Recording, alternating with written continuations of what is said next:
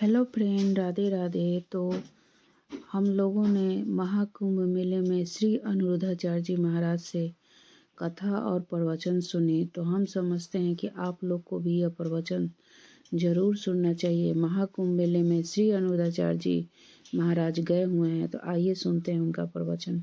पर माँ को गालियां दे दी और माँ का अपमान किया तो भगवान तुम्हें माफ नहीं करेंगे।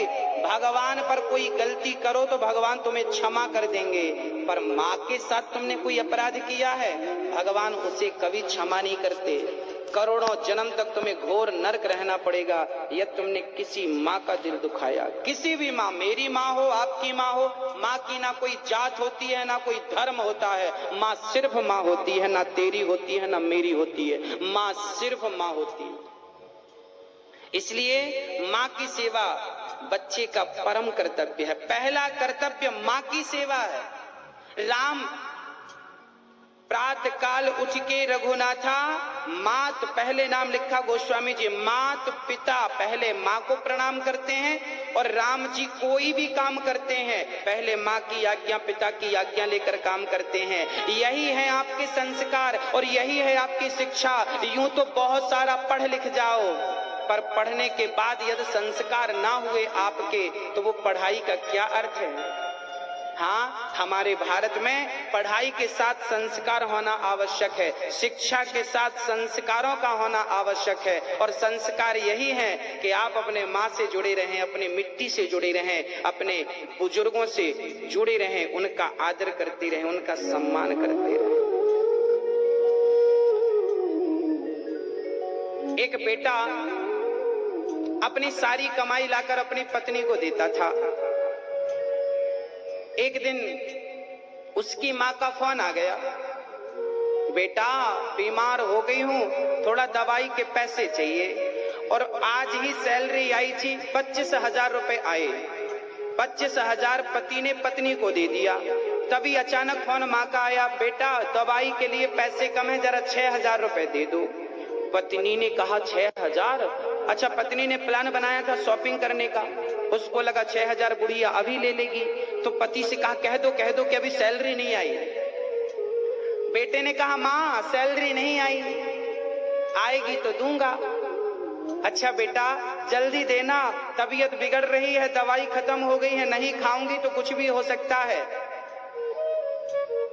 ठीक है ठीक है। पत्नी ने कहा कह दो कि अभी कम से कम 10 दिन लगेगा तनख्वाह आने में। माँ अभी 10 दिन लग जाएगा तनख्वाह आने में? अच्छा बेटा तब तक तो दवाई के बिना मैं मर ही जाऊंगी। तो बहू ने कहा तो कह दो मरो, फिर मरने में क्या बिगड़ रहा, मरो। अब बेटे ने ये बात तो कही नहीं, पर थोड़ी देर बाद जब फोन कट गया तो माँ अपने बेटे के पास आ गई। और जब बेटे के पास आई, बहू ने दरवाजा खोला। हाँ, 2 दिन तो रह लिया, 4 दिन तो रह लिया। जब तबीयत ज्यादा बिगड़ने लग गई, दवाई के बिना तबीयत बिगड़ने लग गई, तो माँ रिक्शा पकड़ के बेटे के घर आई।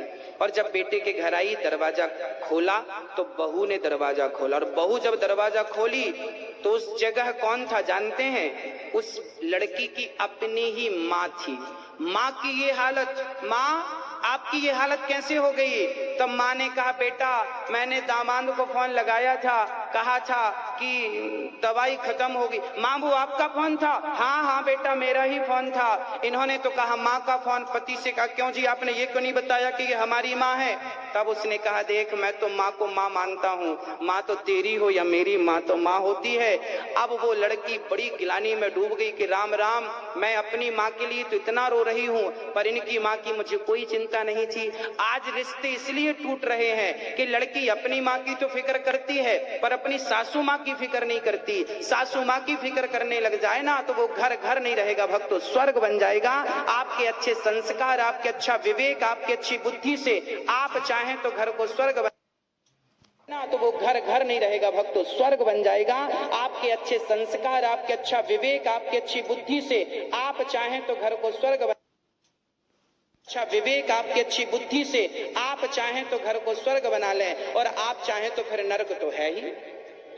इसलिए बड़े कोई भी जब उन्हें रोटी खिलाएंगे ना तो वो भगवान को तृप्त तृप्त कर देती है रोटी। जैसे माँ खाती है तो गर्भ के बच्चे के पेट में अपने आप चला जाता है, ऐसे जब आपकी माँ खाती है ना तो भगवान के पेट में अपने आप चला जाता है। भगवान डायरेक्ट कभी नहीं खाता, भगवान भी बड़ों के मुख से, माँ बाप के मुख से ही हर भोजन को स्वीकार करता है।